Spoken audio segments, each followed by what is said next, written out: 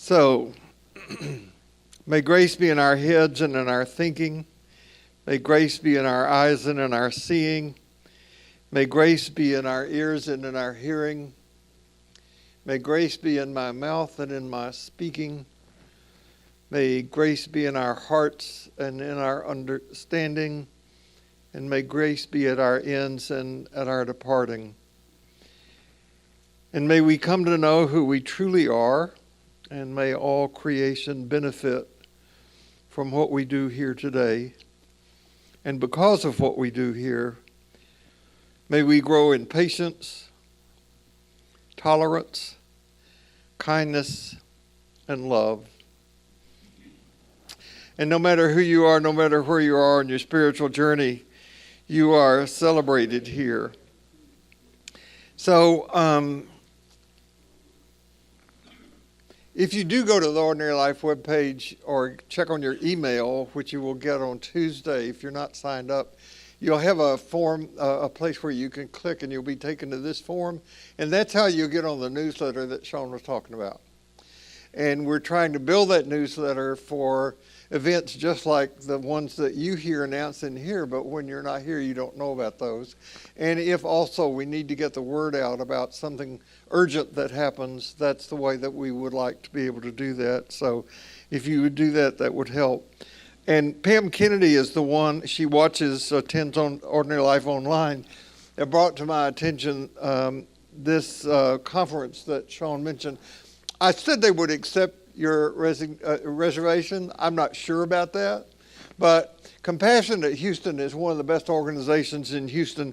And if you go to their website, which is down here, or see me or Sean or anybody after class about that, or log on to CompassionateHouston.org, you will find that.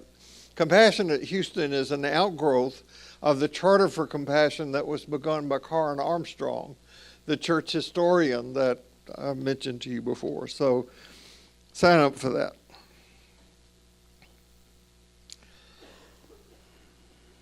So here's the story about the kilt. Because I know you're wondering. I've already been asked, do I have a dagger? And no, I thought TSA would stop me.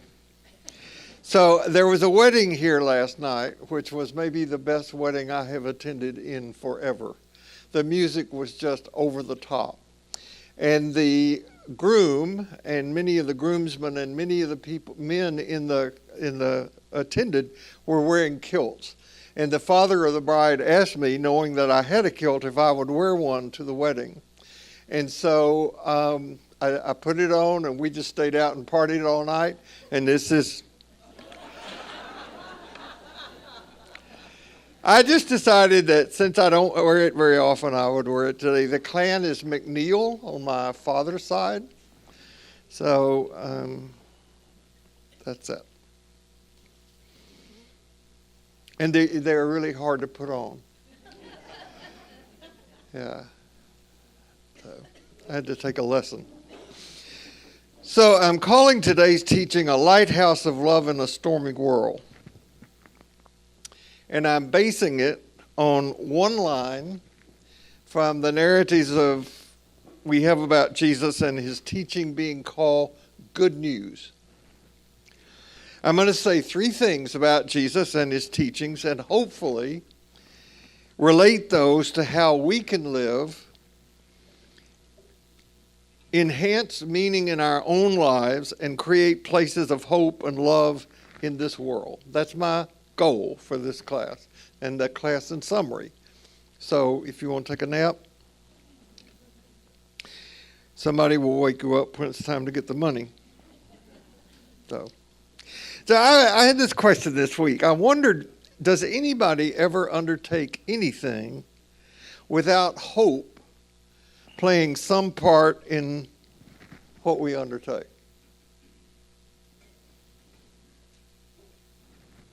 We hope when we go to bed at night that we will get a good night's sleep.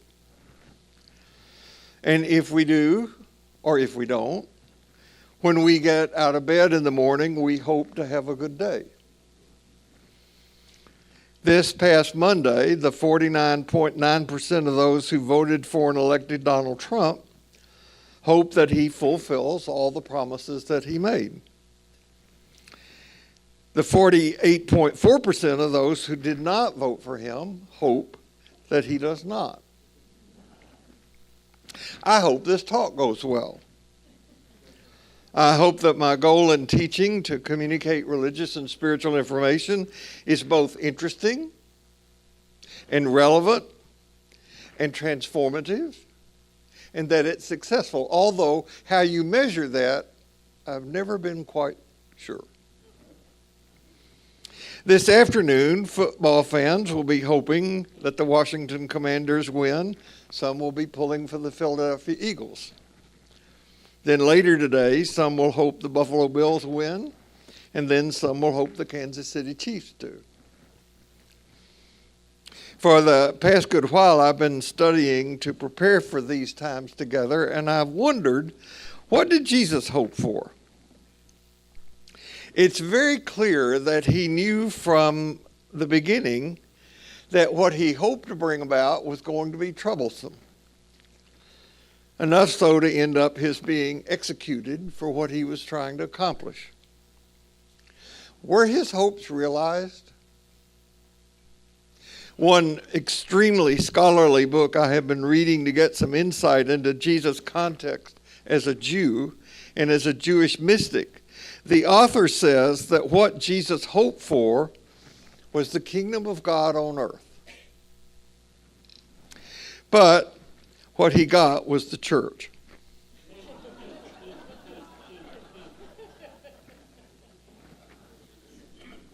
So our hopes may not be met. Indeed, frequently they aren't. Our sleep may have been troubled, our day a difficult one. Two of the best teams in professional football are going to lose today. The Apostle Paul confidently says in the letter to the Romans, we know that all things work together for good to those who love God. But they don't always work out that way, do they? Nor are things always what they seem. There is a man sitting at a bar, staring at his drink, when a very large, intimidating biker-type guy steps up next to him, grabs his drink and downs it, slaps the guy on the shoulder really hard and says, "What are you going to do about that, huh?" And the guy at the bar just starts crying, which makes the biker just make more fun of him. "What's the matter, baby? Can't you take a joke?" And the guy says, No, it's not that. It's not that. I can take a joke. It's just that this is the worst day of my life. I'm a complete failure. I stayed up last night watching the ball game. The team I had bet a lot of money on lost. Staying up that late made me oversleep. So I was late for a critical meeting at work where I was to make a proposal for an account. I did a lousy job. We lost the contract. My boss fired me. When I went to drive home, my car had been stolen and I don't have any insurance. Then I left my wallet in the cab I took to get home. When I got home, I found my wife with another man. I was so upset in leaving the house, my dog bit me. So I come to this bar to work up the courage to end it all.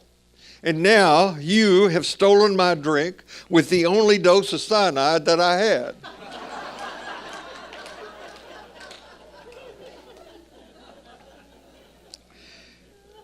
Things are not always as they seem. To quote Paul again in that passage of scripture that is read or referred to at nearly every wedding service, now abides faith, hope, and love. But that's really not our experience. There are plenty of times when faith deserts us, when love disintegrates, and when hope is nowhere to be found.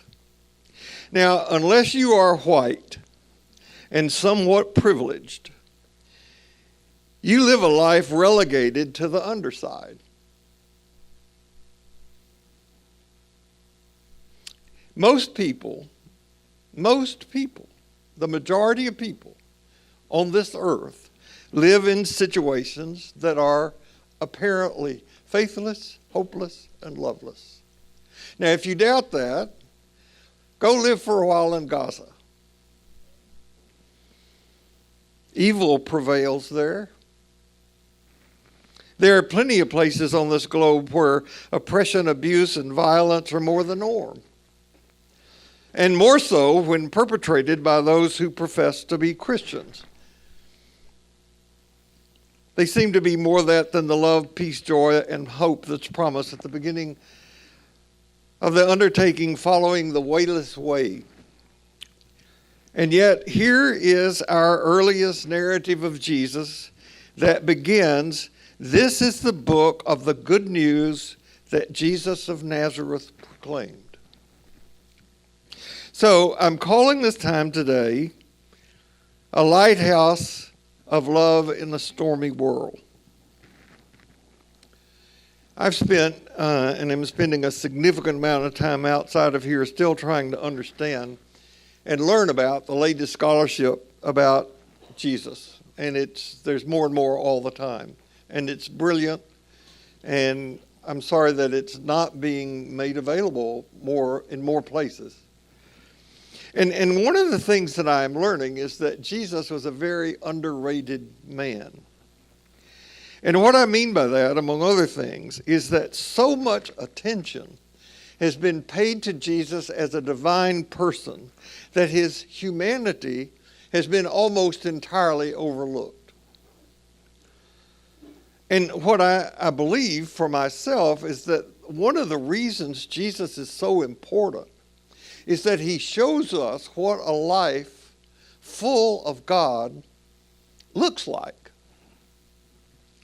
In teaching about Jesus as providing for us a model about and for the wayless way, I'm going to be focusing on Jesus as a historical figure and not as Jesus as some version of God who came down from someplace out there. Jesus was just like us in that he came out of the earth. Alan Watts, who introduced Eastern religion to the United States back in the 60s, said that the earth peoples people like an apple tree apples apples. We come out of the earth. Jesus came out of the earth. And as a historical figure, we spent weeks now talking about the birth narratives. What did he hope for when he reached the age of 30? What was his vision? That he was either willing or stubborn enough to die for.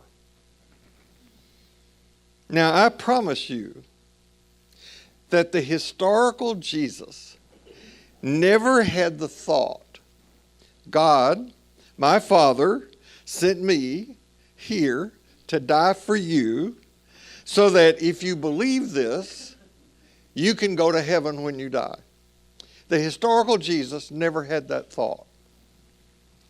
So I want to say three things about Jesus and how these things can and do relate to our own wayless way. And though some of this may sound familiar to you, remember a line from Jim Finley that I love when he says that in spiritual teaching, repetition is not redundant. Okay. First of all, I want to say that Jesus was a Jewish mystic. Now, Jesus had been so Christianized that seeing and understanding him as a Jew is something that we are not trained to do. He was not a Christian. It was an ontological shock for me to realize that Jesus was not a Baptist or a Catholic or a Methodist. He did start a movement, but he never intended that movement to be separate from Judaism. He may have had some issues with the Judaism of his day. Most rabbis did. But he wanted and taught about the fulfillment of Jewish hopes. He was a Jewish mystic. Now, everybody in this room knows what it's like to be a mystic because everybody in this room has had mystical experiences. That's an assumption I'm making. But I believe it's a safe one. When you fell in love, when your first child was born, maybe when you walked to the rim of the Grand Canyon, maybe when you heard Mozart. Everybody's had a mystical experience. Now, if by the word God we mean that indefinable mystery in which we all abide and which gives us our true identity, we've all had some moments of that awareness.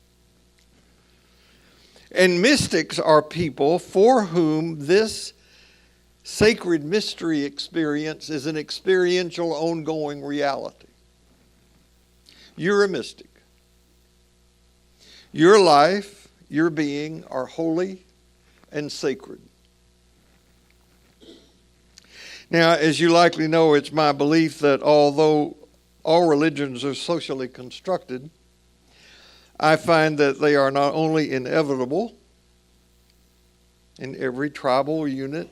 Some religious ritual gets started around something, around birth, around initiation into adulthood, around death particularly. I also consider that these religious things that we create are necessary. I think they are valuable. I consider this particular church a key to my own spiritual growth and development. Now, it's not the purpose of this teaching today to elaborate on that, but if it weren't for Jesus, we wouldn't be here in this room having this conversation. However, there's that delicious theological word again. Organized religion can be and often is an obstacle to the direct experience of the sacred. This is especially true when the religious organization in question wants you to buy their particular understanding and forsake all others.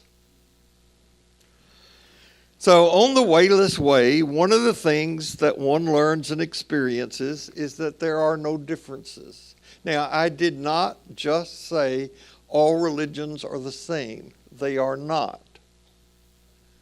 I said there are no differences. Now, I know that sounds paradoxical, but welcome to the wayless way. The value of being in the cloud of unknowing or having the dark night of the soul is that you can't see differences. One of the reasons people are wary of teachings like those Jesus offered is that they upset what people thought was true, who they thought they were, and who they thought other people were. The mystic knows that there is only sacred mystery. There are no differences. Now, the religion that teaches that God is off in some distant heaven and is mostly ticked off and needs to be feared and smites his own created beings and floods them, that is a God, as Richard Orr puts it, you would not go out on a second date with.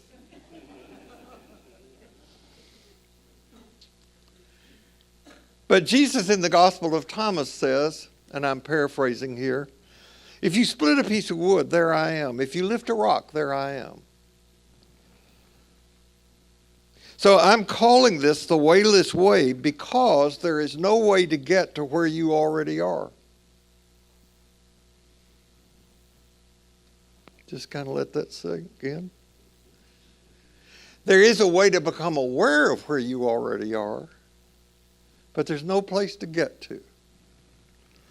You don't have to enter a monastery to be a mystic. You don't have to give up chocolate to be a mystic. You just wake up to the reality of who you are.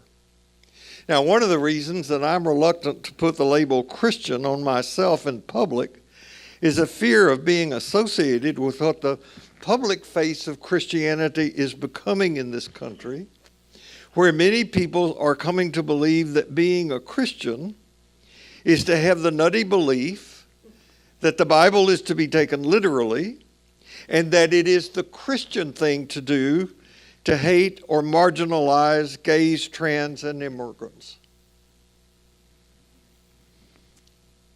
Christian nationalists do not see, as they push their effort to post the Ten Commandments everywhere, that they are themselves being idolaters. They have made their version of America an idol. So, being a mystic in our time is not about renunciation and division. It's about intention and inclusion. And more, I'm coming to see that one of the problems with our culture, because it's a problem in my own life, and most of what we say and do is projection, is that we have made an idol out of impermanence, which causes us to resent what is. We want to go back to some mythical time we think was great instead of being right here. So one of the things mystics do is that they give up illusions about how life is supposed to be, and they work at being present here in the moment. So to be a mystic is to take refuge in the boundless intimacy of exactly what is. And very often, our ideas of what it means to be spiritual keep us from the spiritual life. Now, you know my love for Jim Finley. I consider him an embodiment of what I'm meaning by being a mystic. And it is from him that I learned these words. If we are absolutely grounded in the absolute love of God that protects us from nothing, even as it sustains us in all things, then we can face all things with courage and tenderness and touch the hurting places in others and in ourselves with love.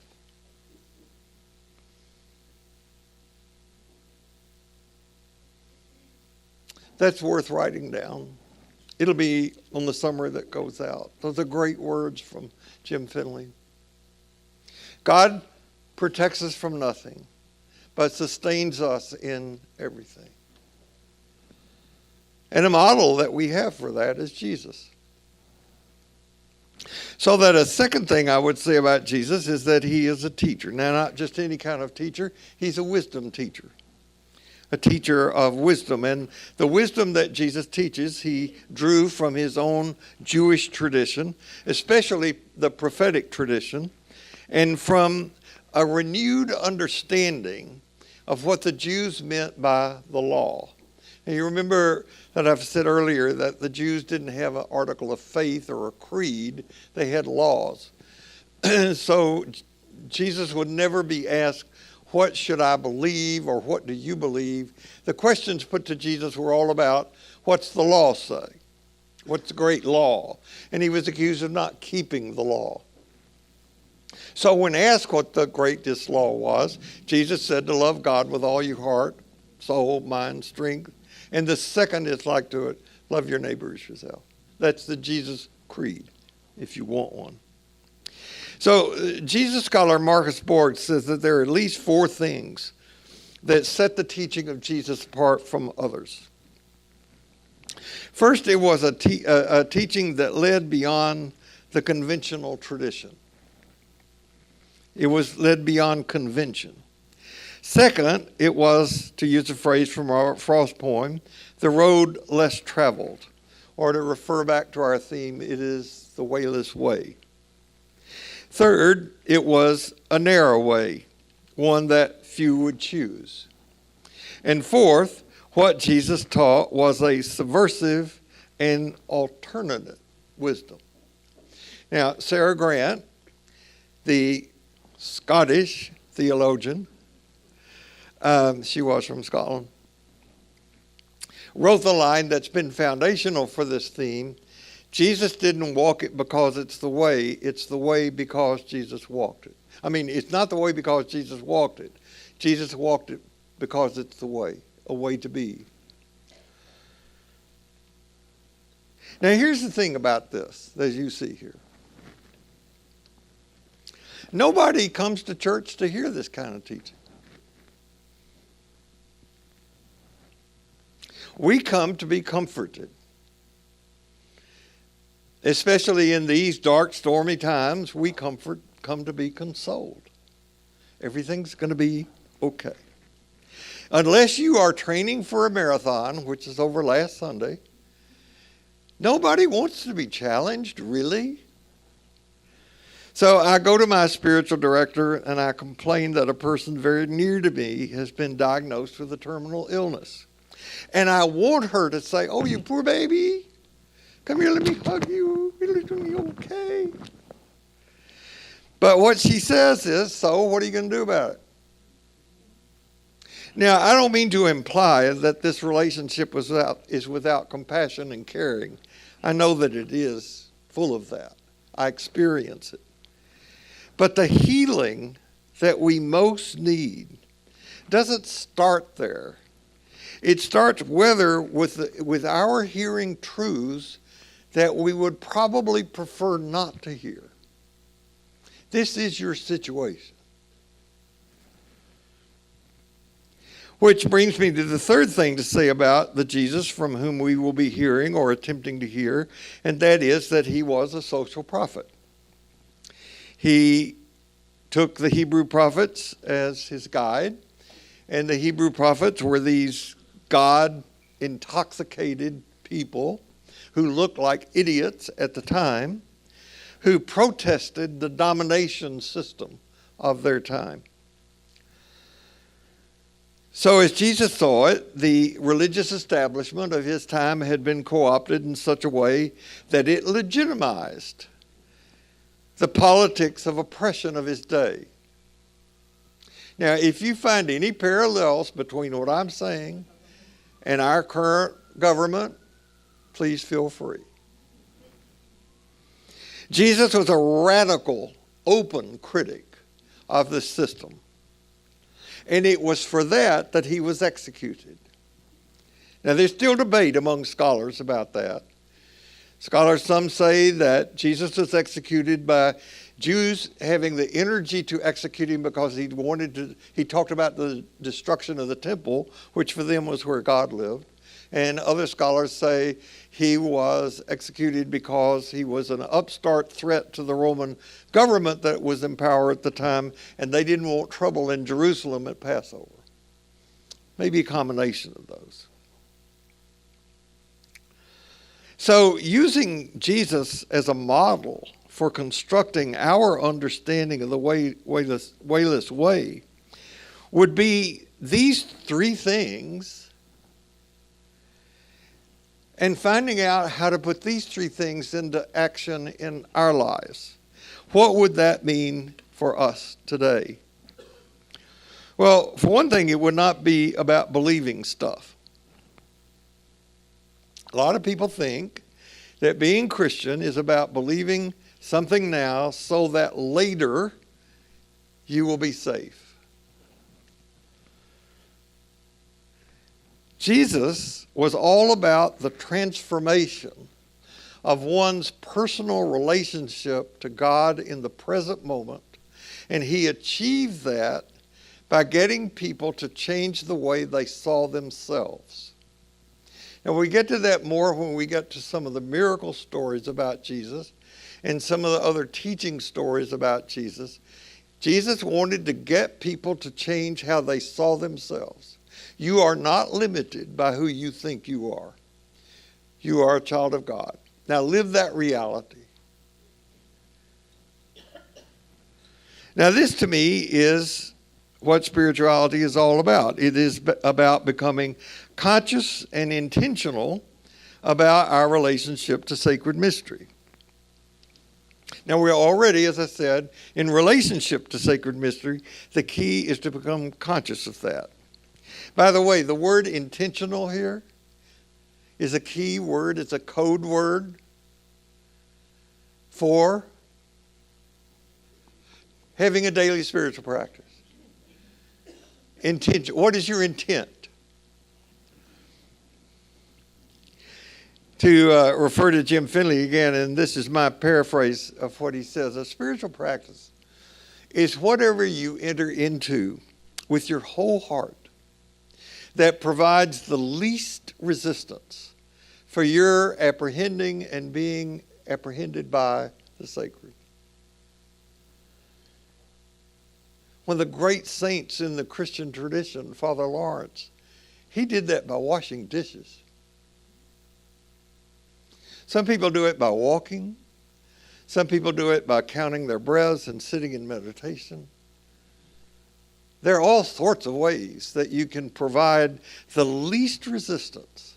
You can't make it happen any more than you can make love happen. But you can create the circumstances in which, if it is to occur, it might. So, to speak to the second point, walking the Wayless Way would be about living a life that reflects alternative wisdom. That is, alternative to our current culture. Most of us do not live like this most of the time. We get caught up. This is not my notes, but I overheard a really interesting transaction this week. Most of what I know I've learned by overhearing things I shouldn't listen to. But I overheard some guy say something to another man. He said, "Oh, by the way, did you know that blah, blah, blah?" And the guy said, "No, where'd you learn it?" He said, I heard it on the news." What news? Well, there's a question. And I don't know, just the news. And then the guy said something that I thought was so brilliant. He said, "Tell me, how does listening to the news make any difference in your personal life?"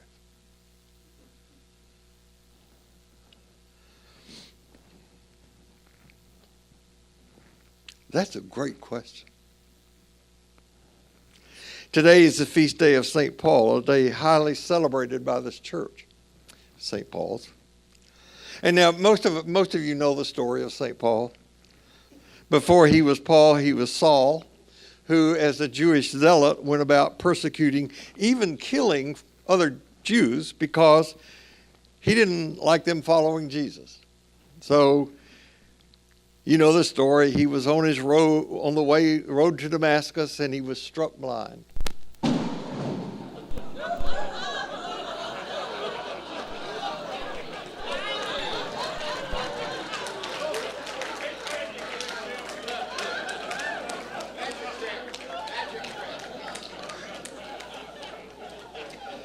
No matter where you go this week, no matter.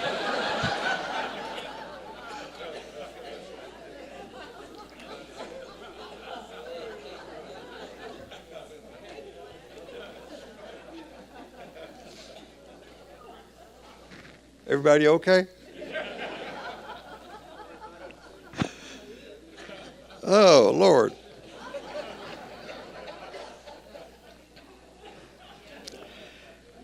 I will attempt to continue.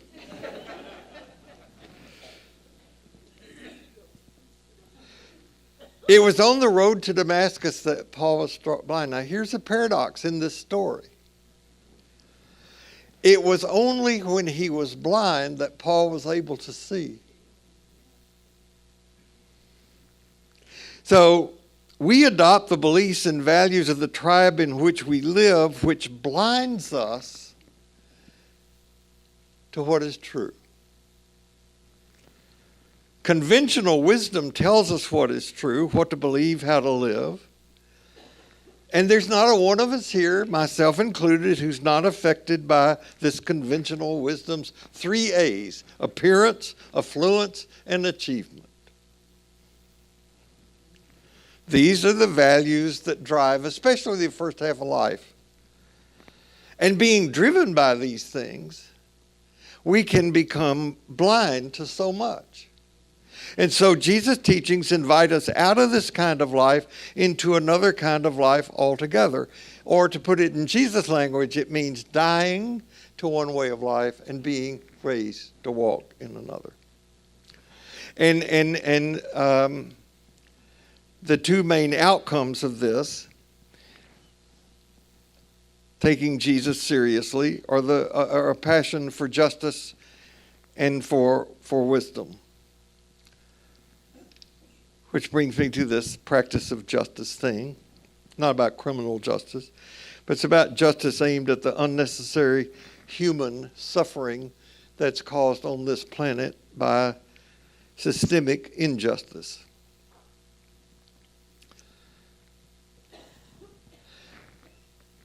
I want to say this as it's written. If there are cultural systems, even those aided or supported by religious organizations, that cause suffering, Jesus' people speak up and out about that because that's what Jesus did. I cannot imagine somebody going to Jesus and saying, you know what? You better tone down what you say or Herod's going to get upset.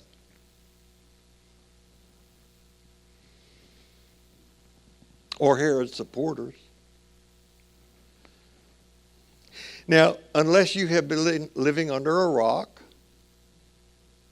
and if you have, I would like to borrow that rock from time to time.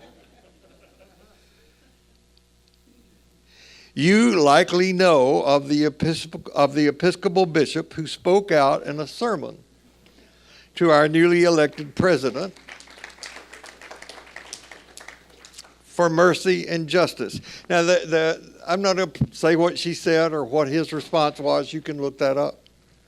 But the headline in the story in the New York Times said, Bishop Buddy locked eyes with President Trump and made a plea for mercy. The war over spiritual authority in America was ignited anew.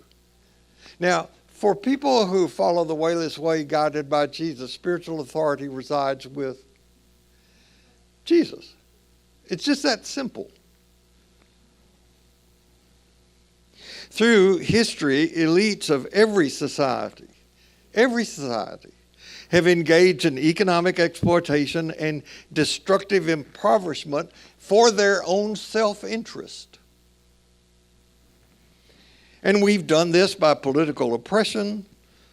We've done it by dishonesty in the press. We've done it by all the isms that you can name. Racism, sexism, nationalism, imperialism, whatever your favorite ism is. Jesus stood against it and stood against systemic injustice of his day. It's really hard for people in the United States to see race as systemic injustice. It's hard to do because we're so raised in that. This is why the Hebrew prophets, John the Baptist, Jesus' teacher, and Jesus himself, came on the scene saying to people, you got to change your mind. The way you think about how things are done, you've got to become blind so that you can see. By the way, the word change your mind is repent. It doesn't mean being sorry for your sins, although we probably should be. But it means going beyond the minds that we have to have minds that are shaped by our relationship to love. And not by our culture, not by our church, and not by our political party. So, circling back, I have called this time today a lighthouse of love for a stormy time. And I'm trying to take and articulate a stance within and based on the life and teachings of Jesus to not only describe what this life is, but also to entice, enlighten, empower us to embody this kind of love in the world. So we live in a world where many confuse volume for the truth. and where the vilest, most dishonest things are coming out of the mouths of people who claim that they are fighting for the Christian way. So on Monday, this past Monday, I was one of several readers at an event held at the Jung Center here in Houston. It was originally intended to be an in-person event because of the winter storm that was anticipated. It was taken online. As you know, we did have that storm. Now, Monday, as you might be aware, ironically, was not only Inauguration Day, but it was also Martin Luther King Jr. Day. So the purpose of this event at the Jung Center was for a group of white individuals to read the letter that King wrote to some clergy people in Birmingham who had been critical of King's methods. King's methods were intended to advance the cause of racial justice, not only in Birmingham, but hopefully nationwide. And look, it is. We're talking about it here. So having white people read this letter, which is now famously known as the letter from the Birmingham jail, was intentional. It was written to white people, since white people held the power of what was happening in Birmingham and everywhere else. It was thought at the Jung Center event that maybe only having white people read it would make it more impactful and maybe also, frankly, draw a bigger crowd. So Sherry Steinwender, who is the director for the Center of Healing of Racism here, was the facilitator of the event. And I have to say, I think she's one of the best facilitators I've ever been around. She was wonderful. Now, if you have never read King's letter, it is impressive, incredibly impressive. It was written in 1963, and it shows Martin Luther King to be a brilliant master of language and to have not only had an outstanding education, but a really impressive memory. And it's even more impressive when you realize that he wrote it in jail. Now, what happened was that someone had smuggled the April 12 newspaper of that day into the jail cell where King was, and in that letter was a letter written by white clergy people called A Call for Unity, meaning don't mess up our system.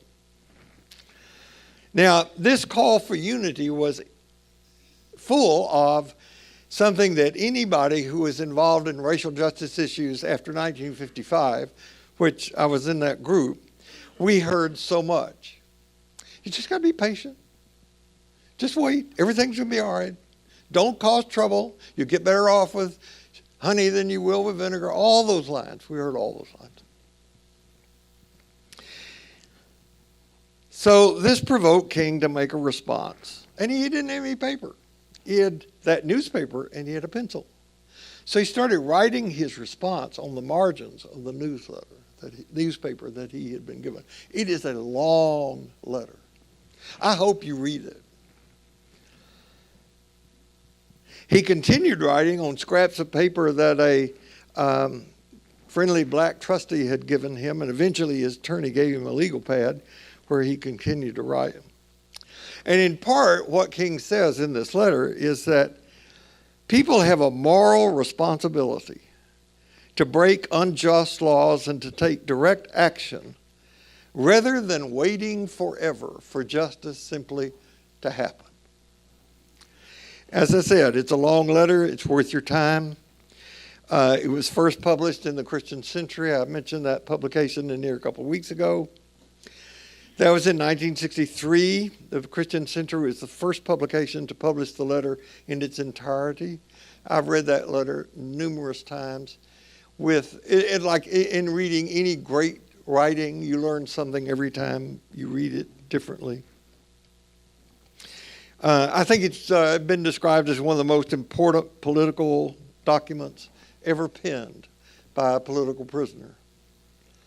It's a classic document of civil disobedience. At times I have felt joyful and hopeful in reading it. Most of the times I've just felt guilt and shame. You know, like each one of us has a shadow aspect of our being that can reach up and grab us and pull us into dark and sometimes destructive places. So does our country. And racism is one of those dark shadows.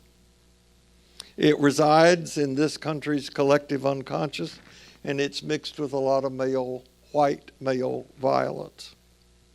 So on Monday night, after each of us had read, Sherry asked for our feeling responses, and they were given, and then those who attended virtually were asked to share their feelings. It was a powerful experience. And we made the decision, all of us ahead of time, not to record this event because we wanted the freedom, we wanted people to be free to say whatever they wanted to say without fear of some later repercussions. So we didn't record it. I regret that. Now,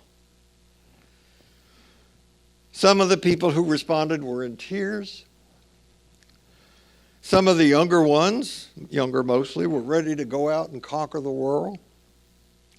And then she closed that event by saying that people often say to her after events like this, you know, you're just preaching to the choir.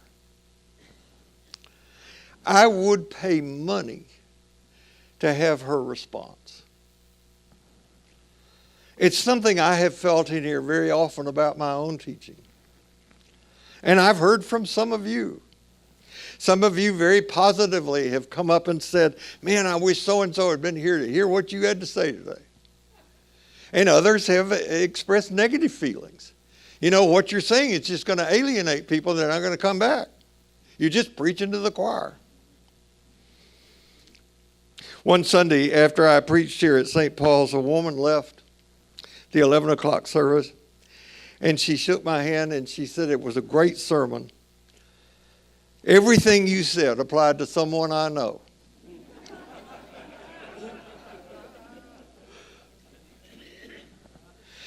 It is sometimes so hard to hear the gospel's direct application to me. But on reflection, what Sherry Steinwender said made perfect sense. You would not expect many white racists to be attending the Center for Racial Reconciliation. I don't think there are any Christian nationalists here. What she said was something like this. Of course I know I'm preaching to the choir. I love preaching to the choir. It's a choir that sings some of the most beautiful music I know. And I also know that the choir I preach to is able to go out and sing in front of people who would never hear me. So choir, go out there and lift your voices. Be a lighthouse of love in this stormy world. And by doing that, you are being a radiant mystic, disguised as a regular person living an ordinary life. No matter where you go this week, no matter what happens, take care of yourself, and I'll see you here next week.